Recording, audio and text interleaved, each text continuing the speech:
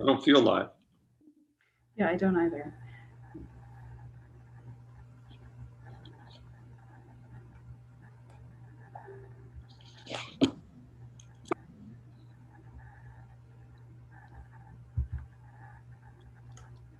Okay, I think we're good.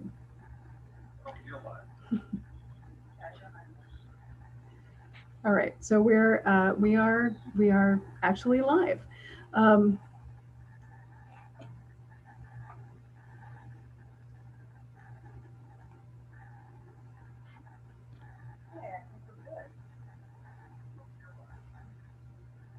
I don't feel live.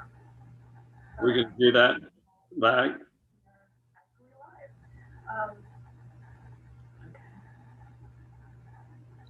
All right, so I'm going to go ahead and introduce you then.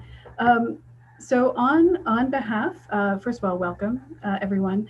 On behalf of the Center for Literary Arts, I'd like to welcome you to this. I think we've got some feedback, Sebastian. Yeah. I don't know. I hear a lag. So let's see why.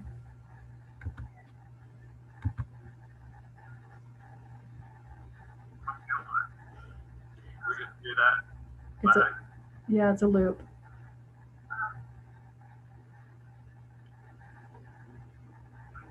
So I'm going to go ahead and introduce you then. So on behalf, first of all, welcome everyone. On behalf of. Sorry guys, we'll figure it out. I'd like to welcome you to this. I think we have some feedback. Yep. I hear a lag. Mm.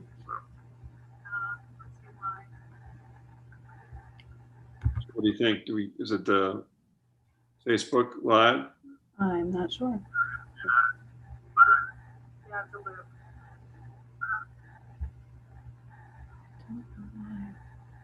Houston?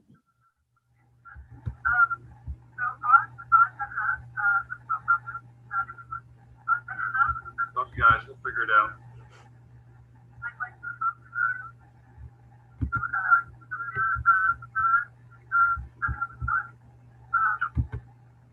All right, there we go. I think I have it figured out now.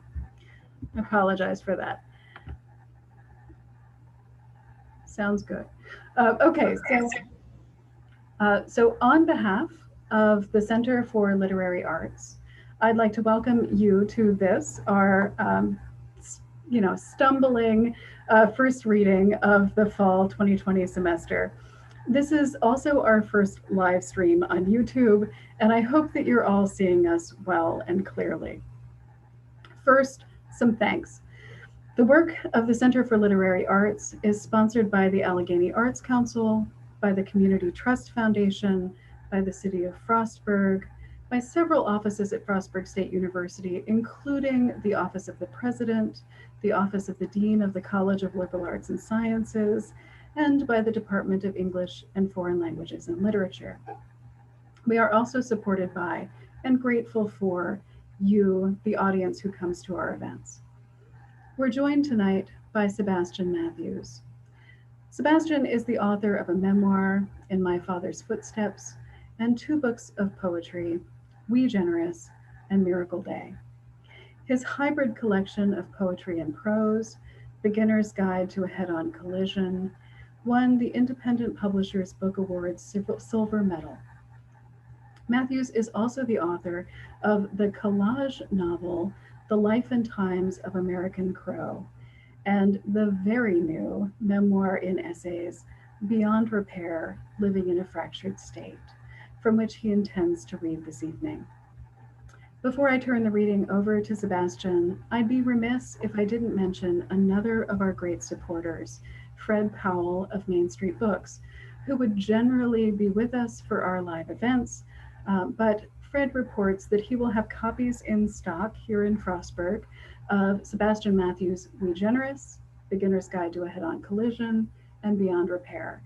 So if you're struck by this reading, please make sure that you drop by Fred to see Fred at Main Street Books and pick up some copies of Sebastian Matthews' books. With that, I will turn the reading over, and please help me welcome quiet though it may be, Sebastian Matthews for this evening's reading. Thank you, Jennifer. I much appreciated, and thanks everybody. I can't see you, but I feel like an actor on a stage here with the bright light. I know you're there. And I want to thank also the Center for Literary Arts for having me, and for Jerry LaFemina for all that he does. I'm going to read and talk for just 30 minutes, tops. I'm going to start by reading from this book, Beginner's Guide to a Head-On Collision, killer cover, for about 5 minutes. And then I'm going to talk a little bit about Beyond Repair and read from that. The idea is that Beginner's Guide to a Head-On Collision really is the prequel in some ways, or Beyond Repair is the sequel.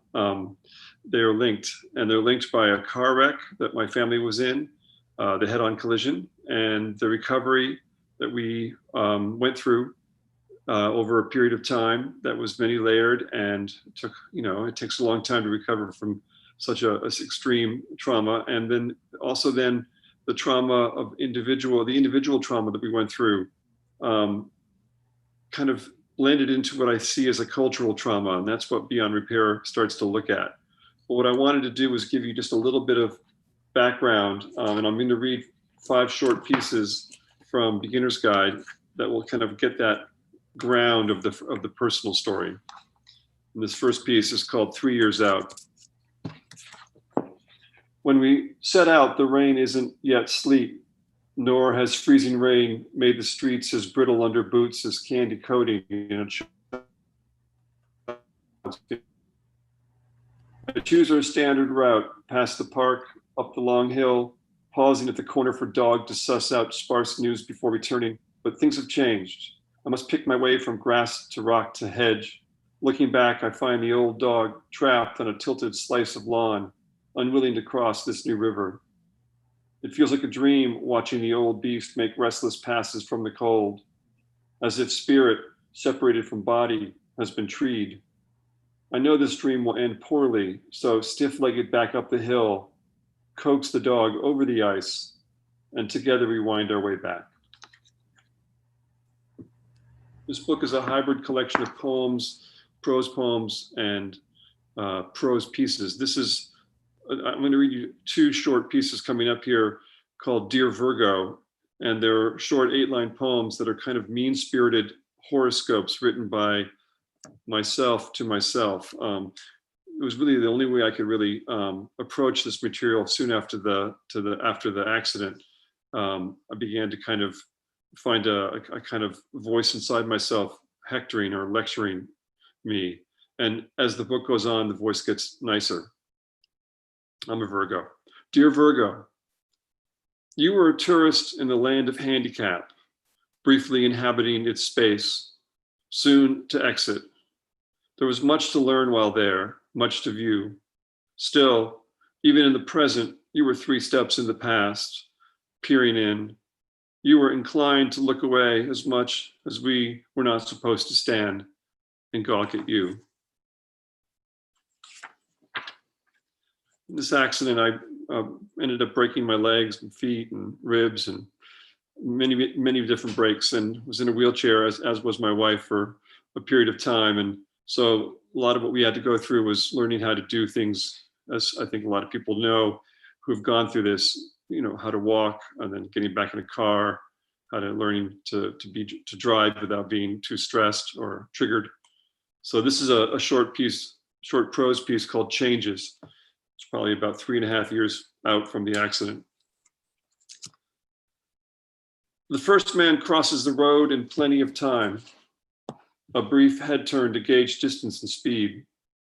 The second man, not looking up, rushes awkwardly into the street just as I approach, causing me to tap my brakes just enough to shoot a small jolt of adrenaline into my body.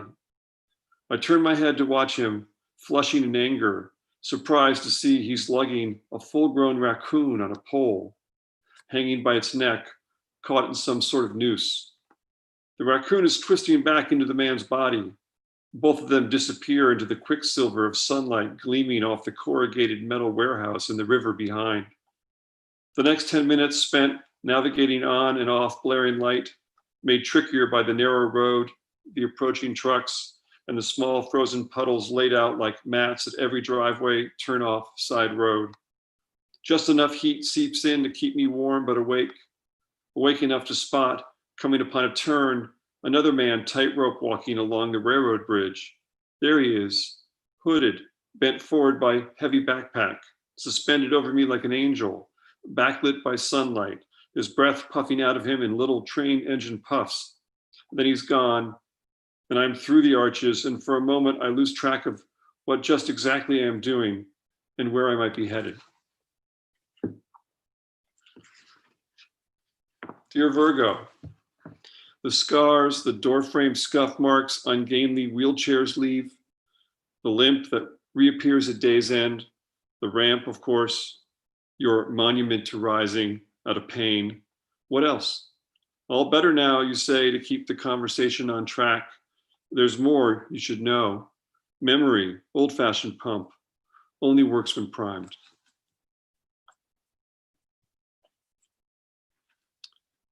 On the Way to Spruce Pine, this is a short poem that looks back at the 8-year anniversary of our family day, our adopted son. We were actually headed out on family day for a weekend when we got hit by this car. The man who was driving the car had died of a heart attack and came across the lanes and hit us head on. So this is a moment of looking back from that 8-year period. On the Way to Spruce Pine. On our wall, a photo snapped the day we collected you, looking over my shoulder to make sure you were safe. Flash forward 8 years to this day, heading deep into the mountains to celebrate a family becoming. Remember that end of the daylight, the car floating into our lane?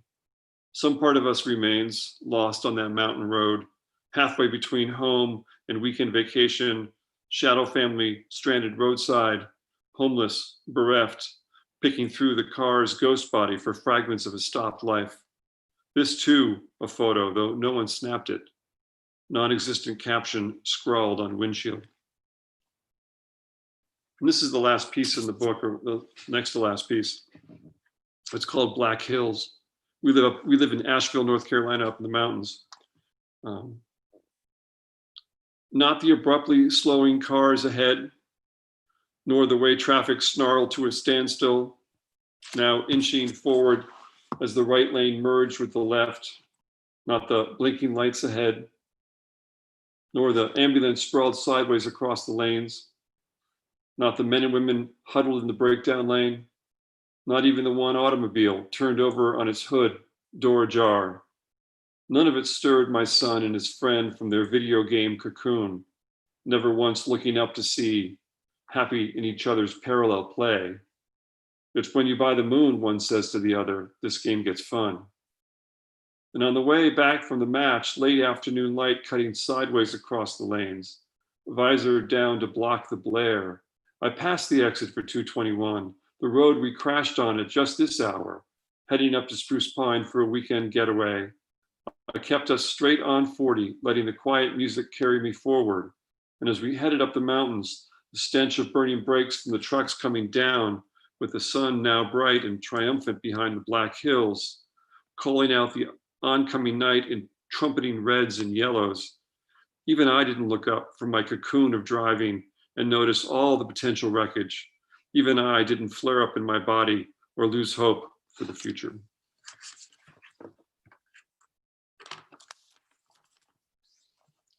This book, Beyond Repair, came out just a while ago. And I'm really happy to have it out. It's really, they call it a memoir and essays, and I've come to see it that way too, but I see it as a book of encounters. All the pieces are basically 1-2 pages long, a few a little longer. And except for a introduction that's more memoirish, where I set kind of some of the story from beginner's guide and give a ground for the reader to get a sense of the family unit that we are, where we live. And really that first section, which I won't read, is a year after the accident. So you get a lot of the sense of still being triggered, still being traumatized. But the book itself starts about 4 years out. We basically recovered. It's now 2015, 2016. We're moving culturally, politically from Obama to Trump. And what I realized took me a while to understand, because I was so triggered and so kind of, I'm a fighter in that kind of fight, flight, or freeze mode. And I found myself encountering people around in my town and around in a very kind of hostile, us, them, black, white, poor, poor, rich. It just seemed like everybody was kind of, it was a divisive situation. People were in a climate, and people seemed to be really not making much effort to connect. And I really had been much of a hermit for a few years, and I really wanted to connect. I wanted to travel. I wanted to get back out into my writing life and see friends. So as I began to move out, I realized that some of it was me and some of it was the culture I was moving into, and it seemed like I'd become a stranger in a strange land.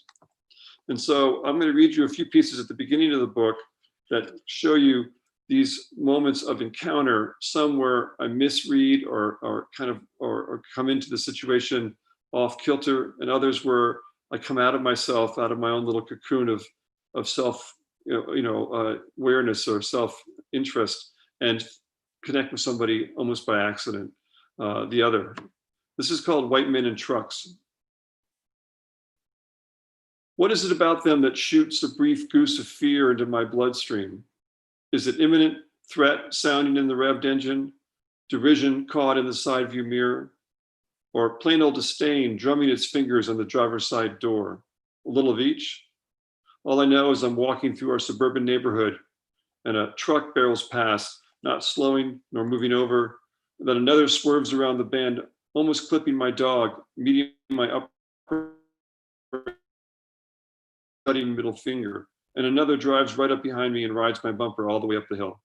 Just yesterday, downtown Asheville, a man steps around me in line and interrupts the conversation I'm having with an acquaintance.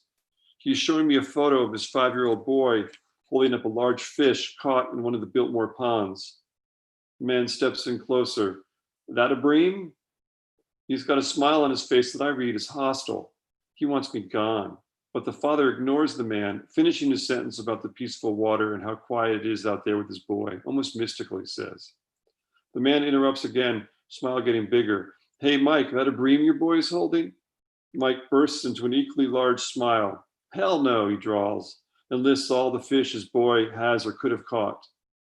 I don't fish, so I don't follow, nor can I make clear sense of the quick fire exchange. The two men have fallen into a bravado-fueled, friendly back and forth. It's as if they're flashing each other signs or showing each other their good old boy badges. I feel as though I'm erased from the moment.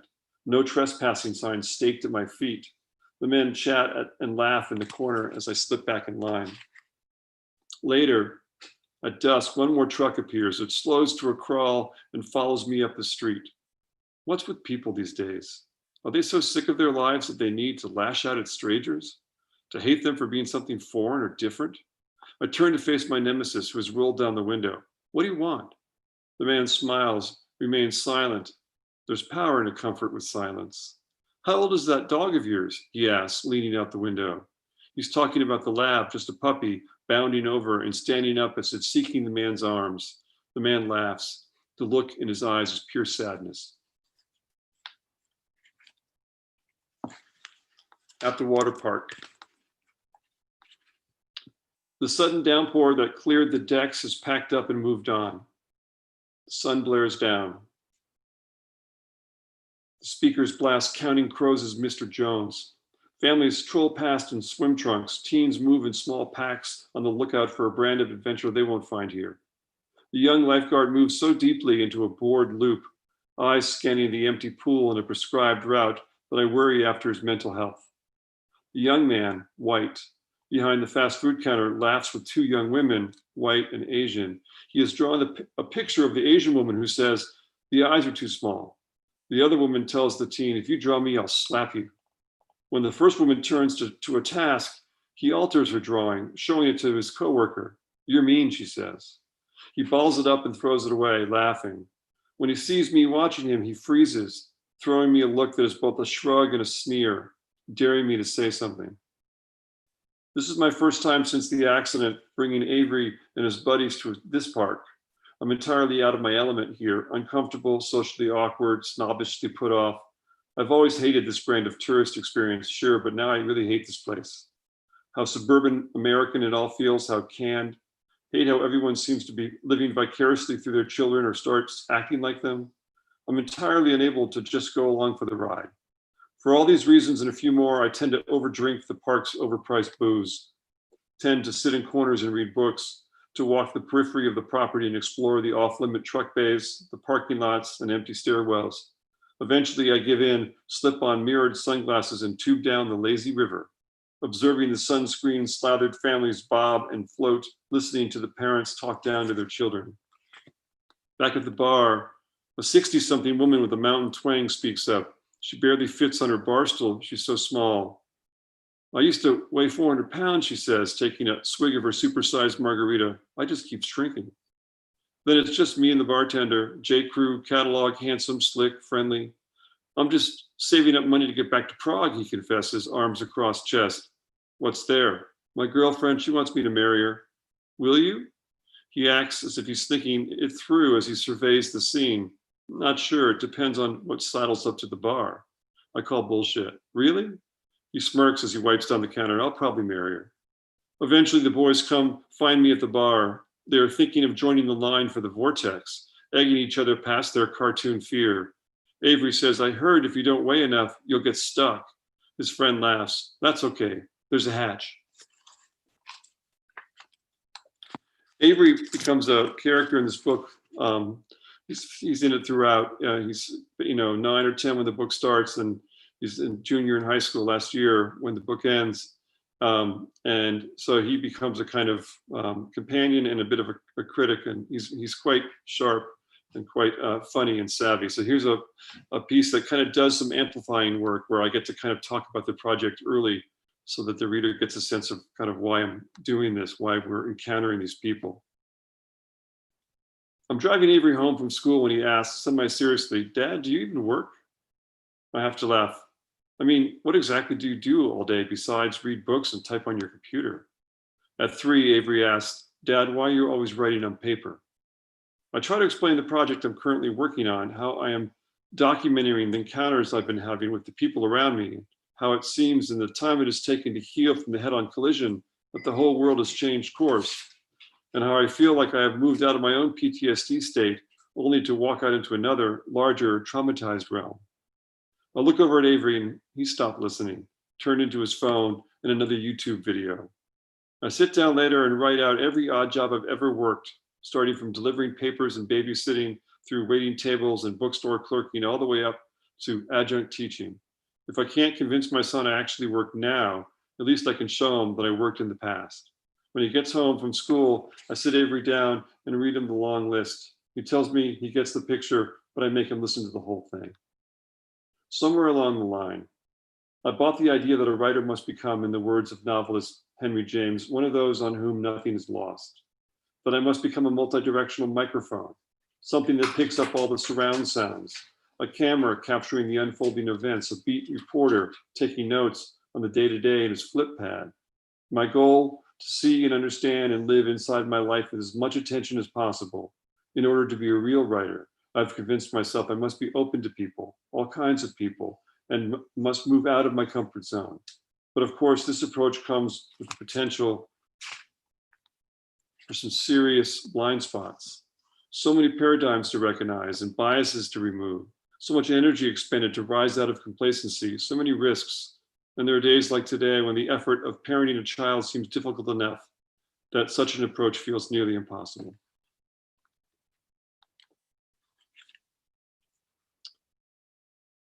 I began to, as I said earlier, find connection with people when I began to step out of myself. And if you're in lots of pain, as I was for so many years, it's hard to step out of yourself. And I think when you're feeling afraid or scared, or the situation around you, the cultural situation is divisive, it's hard to step out of yourself and be open to other people, more and more so.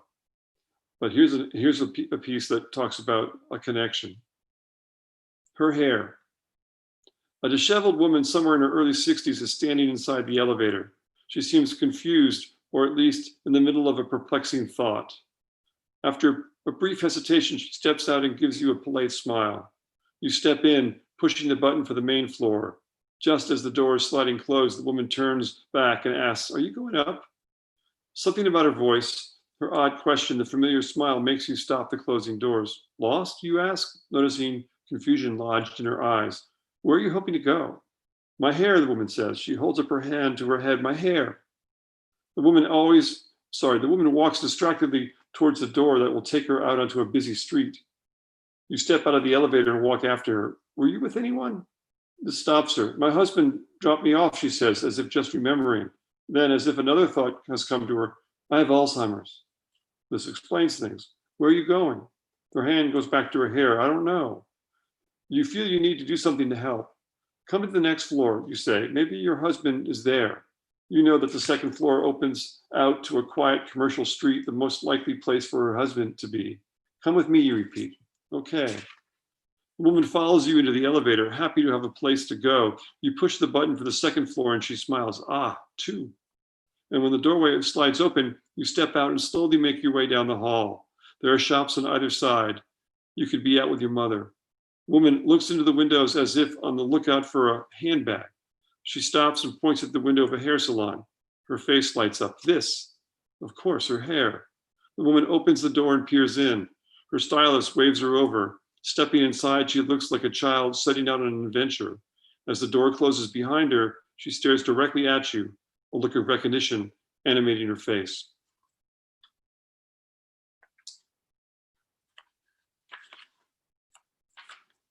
This is another short piece called Invisible.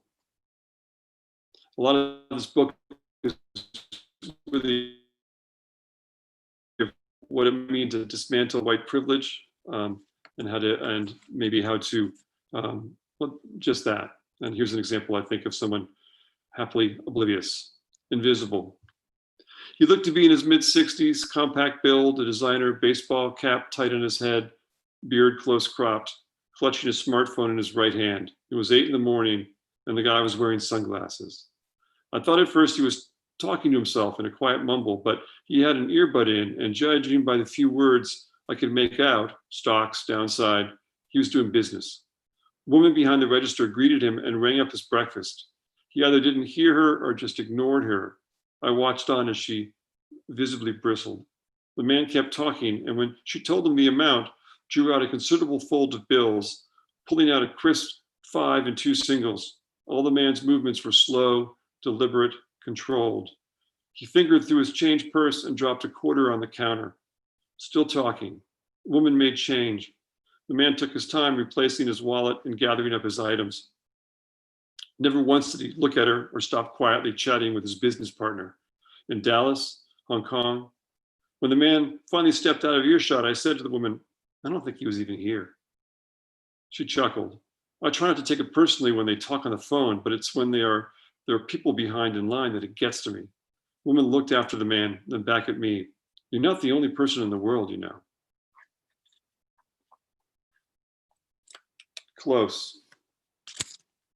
A quick look of mischief in her eyes. "Who'd you vote for?" I was getting a 6-pack of beer, the obligatory "I voted" sticker, an emblem on my shirt. The young clerk couldn't have been more than 17.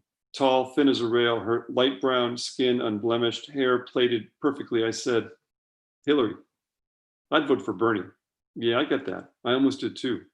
She hovered the 6-pack over the scanner. "Then why didn't you?" I chose my words carefully.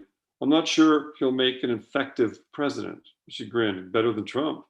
"Oh yeah, much better." The man behind me in line shifted his weight from foot to foot. A pinched frown shellacked on his face. I didn't care who heard or how it made them feel, nor did the young woman, who went on a brief but passionate diatribe about Trump's many deficiencies. I slid my card and tapped yes and no as the clerk snapped a green rubber band between her fingers. She said, "That white man is evil." I was taken back, not by the sentiment, I wholeheartedly agreed, but by the way the young cashier attached the adjective to the noun. A flash of worry in her eyes as she ripped off the receipt and handed it to me. "Not that you're like that." I looked her straight in the face. "If that's being white, I don't want to be white." As you can see, the underpinning of this book, or the backdrop, is the move towards the election, and then the election of Trump, and then what I see is the aftermath, as we're seeing now, 4 years into it. I really needed to do something to honor all the things going on that we are now so aware of, that were just, making our lives so intense and horrible, and asking for us to wake up to pay attention. And so I'm going to read a set of headlines that literally, these are headlines from newspapers over the 5-year period that I wrote this book. It comes in the middle at the middle of the book. Chokehold by cop killed New York man, medical examiner said. 1 dead as car strikes crowd amid protests of white nationalist gathering in Charlottesville. 9 killed in shooting at Black church in Charleston. 11 killed in synagogue massacre, suspect charged with 29 counts. Orlando gunman attacks gay nightclub, leaving 50 dead. Police shooting of Tamir Rice is ruled a homicide. Death toll is at 17 and could rise in Florida school shooting. Sandra Bland threatened with taser, police video shows. 12 officers shot at Dallas protest against police shootings. A burst of gunfire, a pause, then carnage in Las Vegas that would not stop. Philando Castile's last night, tacos and laughs, then a drive. Emergency declared in Ferguson after shooting.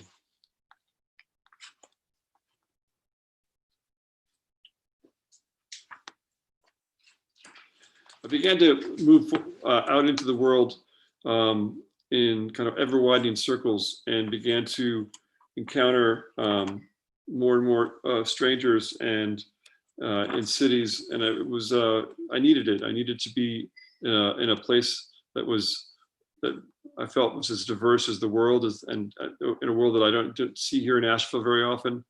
And I also wanted to try to see if I could move out of myself in these new situations. And this is one where I was honored to be in it. It's called King, and it was in Oxford, UK.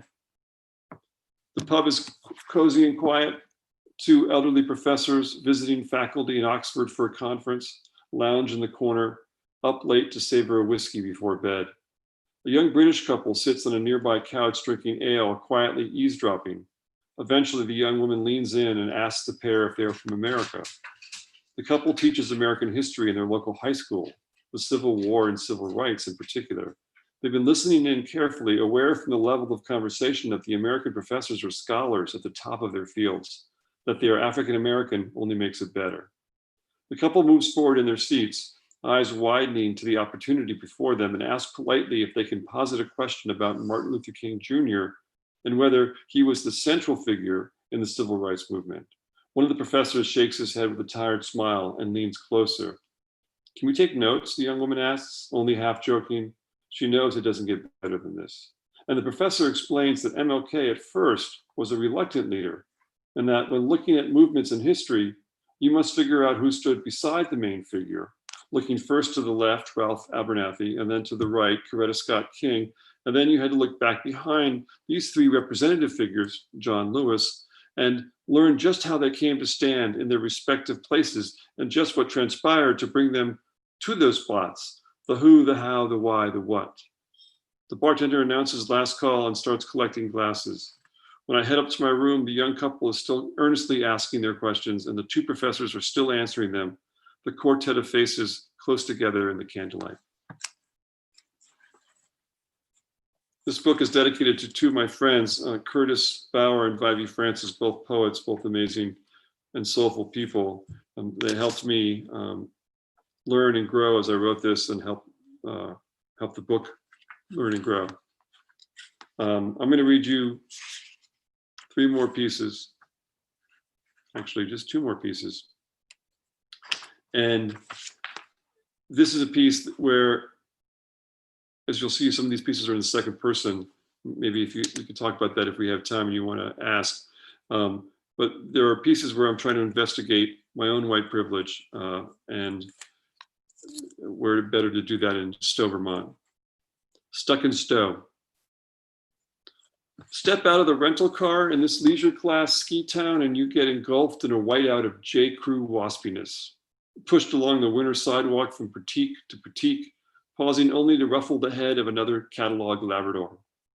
The putt-putt place just up the road describes itself as golf in miniature. The cafe across the street informs on a nicely penned sign just exactly where they get their milk, also up the road, and from which cows. And the condominium car course has signs tacked up on top of the exercise instructions, urging one to always be humble and set goals. The women are all as thin as ski poles. The men walk around like hologram ads for snowboards. All the children seem hand-delivered by Amazon Prime, spilled from their boxes, preformed, unleashed onto the golf green-sized lawn. Woohoo, we're having ice cream, though you know it's going to be gelato. Whiteness in this town is like a ski pass from 3 years ago, adorning the bottom of a ski jacket. Privilege is just another snow machine. Get the picture? Now throw yourself in. You've just bought a blue fleece from a clerk who sneers as you slip it on. She lives down the road in Johnson and holds down 3 jobs, and she's seen enough white-haired white guys like you to make a grown woman cry. You slide into this drawing like Waldo. You're so visually correct for this scene, you're virtually invisible. But not quite. There you are in the restaurant window, farm table, looking blandly handsome, bored, a bit put upon. Go home, you tell yourself. You're done here, but there's no home to retreat to. And the book ends about a year after the Parkland shooting. My boy's now a junior in high school, and trying to father a son with my wife when I myself am triggered and racked with a kind of PTSD stance, moving into a world where I feel like everybody around seeming to be racked in a traumatic place or caught in it, frozen in it. I began to see apocalypse. It seemed like apocalypse everywhere I looked. This is in Sun Valley, Idaho, Zombieland. And this is the last piece I'll read. And it comes with a saying, you need 3 houses or 3 jobs to live here, which is a Sun Valley saying. The place looks like a set for an apocalyptic movie or the site of a survivalist compound shootout. 2 abandoned SUVs in the driveway, tires flat, and a wind-down sapling drooped against the front door awning. You peer inside. A soccer ball has come to rest at a basket of laundry. Dishes are stacked on a counter. The dust coating piles of boxes and hoarder mind spreads like mold. You can imagine the man, estranged from his family, wife long moved out, one day in the act of putting water on for coffee, saying to himself, fuck it. He puts the kettle down, turns off the flame, then heads for the door, grabbing a hat in the foyer. He stops and turns at the fence for one last look, long enough to curse the property, hand flapped out in a disgusted wave. I'm out of here.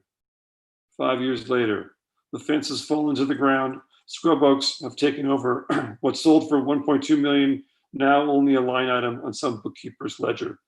Neighbors' property values plunging. You wonder if the guy is just out of the country, or maybe his wife came out on the property one day and shot him, buried him out back. Maybe she took the money in the safe and hightailed it out of there. Either way, raccoons have taken up residence in the rusty suburban out front. Thanks. I need some water.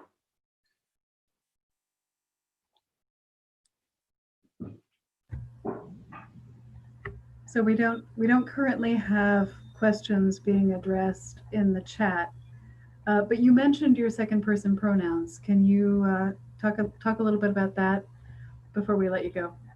Oh, sure. Yeah. Somebody asked me about it, and I even wrote some third person pieces that I ended up revising. But the idea, when I saw that I was working on pieces both in first and second, past and present, I began to try to be more conscious of what I was doing. And I realized that there's some pieces where I felt representative. I felt like, okay, you're this middle-aged white guy, you're encountering these people, you're making mistakes. Thinking of Citizen, Claudia Rankine, and this idea of microaggressions. And I thought, there's really micro awkwardnesses, micro misunderstandings, and trying to look at when I'm, in those moments, either behaving poorly or behaving well or confused or what have you. I felt like those would be good in second person, because in some ways I'm still talking about myself, and I'm still kind of like those Dear Virgo poems, still kind of interrogating myself, but it leaves some room for the reader to kind of maybe put themselves in and say, what would I do? Whether they're, whatever position they are, whatever part they're playing and they see themselves playing. And so my hope was that they would be a little bit more instructive, or catch the reader in a different way. Yeah.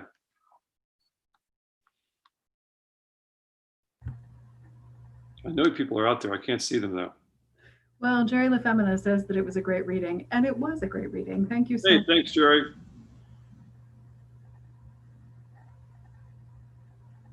Well, so unless you would like to remark briefly on your Master of None project that you're working on. Oh, thank you for asking. This book, Beyond Repair, really was a challenge for me to push myself out and try to be a part of a conversation. And what I did in the writing of it was began to try to get involved in anti-racist work. This book is really so pertinent to what's going on right now. I'm kind of surprised. I'm not surprised, but it's kind of amazing how much the themes resonate now, even more than they did when I was writing it. So getting familiar with some of the anti-racist text and beginning to read deeper into the history of Jim Crow. And I think what a lot of folks are doing right now, a lot of white liberals especially, are beginning to do. And I found that, these ideas of white guilt and white fragility, I think some people don't really, believe in them, or kind of sneer at them. I think they're really important to understand, because they really suck. I think white guilt and white fragility really get in the way. We need to see when we're in those states, and we need to move past them. And I think what happens when you do that, it's day by day, a lifetime work, you run into the systemic stuff, the white privilege. And so how do you dismantle white privilege in moments and in situations over time? So for me, Master of None goes further, as much as I can, I hope, into this idea of what does it take to dismantle privilege, whether it's white privilege or male privilege, and how does one go about it? And so I'm trying a different form. It's kind of a poetry essay thing. And right now and I'm also writing poems around it. And so the idea of Master of None is, jack of all trades, but it's also, I'm nobody's master, and maybe that's where we should be trying to head. Is brother's keeper, a little bit, something like that. Yeah, I'm gonna trail off in a mumble. That's the best I can do. Well, thank you for that. And we have a couple questions now. So Jerry LaFemina asks, I'm curious if the encounters are set chronologically in the book, and if so, whether you considered a more shuffled order. Yes, they are relatively chronological, and I did consider shuffling it. I love messing with chronology, but because of the events undergirding or underneath it, I felt like there was a real pivot. We came to a place where we really, the being in Obama's, as his reign as president got further and further in the rearview mirror, and we got more deeply into Trump, it felt like, wow, we really we've really turned a corner here, and we seem to be going backward. And so with the accident kind of at the front of it, and the idea of continuing to recover and move through PTSD stages, and the events going on in the world, it seemed like I could loosely keep the chronology. I put some scenes out of order that in a way people wouldn't know, but I definitely kept a loose chronology. And the book ends on like I said, on the anniversary of the Parkland shooting, and with my boy, because he's kind of there at the beginning and he's there at the end. Yeah, it's really a collage. It's a set of 60 or 70 pieces. There's photographs that I've taken in the book too, and it's really with quotes and with those headlines. I tried to make a collage. So also thank you for that. Other questions? Nina Forsyth asks, how difficult is it to write about current events without being didactic or prosy? Yeah. Well, I don't know if I pulled it off. I tried to show more than tell by 4-to-1. I mean, I really wanted that's why I really focused on encounters. I thought if I could capture moments of engagement and connection or disconnection dislocation or transformation, I might be getting at something deep in the current scene. And so I only let myself amplify, I call it amplification, a few times. And the Odd Jobs piece was one of them. I was going to read you this piece set in Lubbock where my friend Curtis and I are talking about this idea of being beyond repair. And the idea of the book is, the first thought is, are we beyond repair? Are we ruined here? Have we ruined this? And the other thought is, well, maybe the idea is that it's not that maybe we need to stop thinking about repairing it. Maybe we need to just throw it away and transform into something else. So we have to move beyond the idea of repair. So I try to talk about it and look at situations, but I use the headlines and just a few moments of tell, but really just wanted to focus on encounters. Yeah. And one more. Thank you. Yeah. Also from Nina Forsyth. She says, I really like the Dear Virgo poems. Can you read more? I can read you some of the mean ones. Just quickly, I'll read you two. They were fun to write. When I started trying to write these poems, I was probably only 4 months out of the accident. I was still a mess and still kind of a little bit drugged up, and so I don't know what I was thinking. But I couldn't write directly about the accident for about a year, and so what it came out were these kind of self-hating poems. Dear Virgo. Let's see. I'll read you the first one. I feel sorry for you, my friend. Maybe you should have stayed in bed. Whose fault is it the weasel found its way into the chicken pen? All the nice hens sit in a row, only their heads are missing. I must confess, I drank the dregs of last night's coffee. They were beautifully bitter. You have to resolve to go forward. My star chart says so. There's wisdom in reruns. I say, gather around your favorite diversions, plump the pillows, and make sure to lock the gate. I'll read you one more.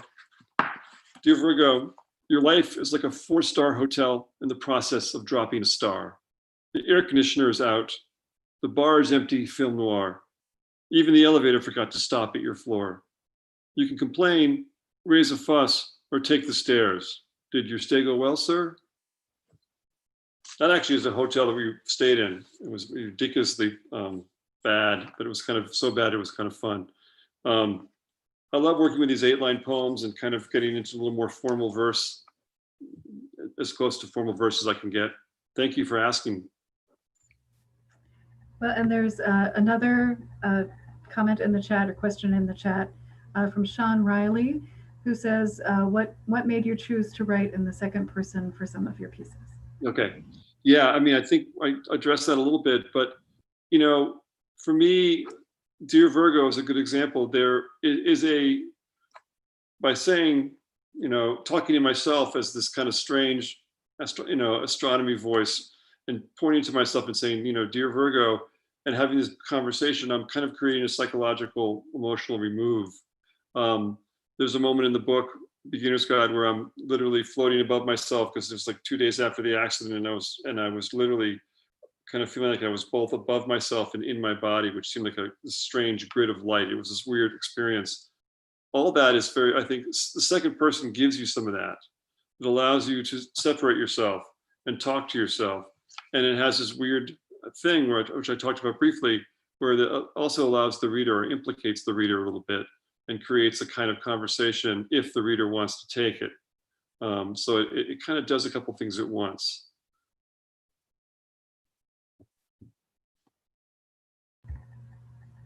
Well, it seems that the people have enjoyed your reading. So Sebastian, thank you so much for being with us. And this is a good time for me to also say that you'll be joining us on a panel for the Independent Literature Festival, which is coming up just in that first weekend in October. So we look forward to seeing you then. And I'll say that's a panel going to be on the idea of white privilege and racism and anti-racism with Jess Rowe and Eilish Hopper, both awesome poets and incredible activists. So I hope you can join us. Thank you.